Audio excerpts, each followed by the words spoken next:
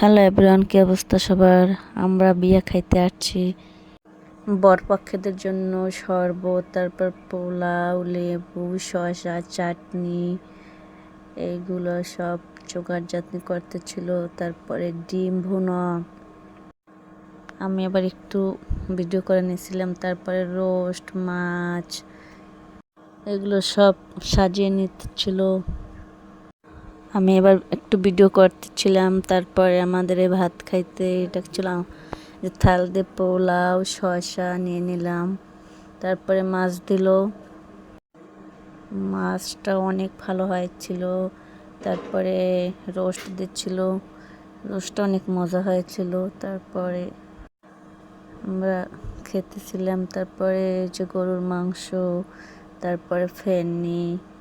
আমার চাচা শ্বশুর আসছিল, আমি বলছিলাম একটু বরের ভিডিও করে দিতে, তারপরে সে আমার এই ভিডিওটা করে দিছে। এই যে বরের বোনাই, দাদা শ্বশুর, তারা যে খাবার দাবার খাইতেছিল। বরের তো খুব লজ্জা লাগছিল, তার জন্য সে খাইতেও পারে না।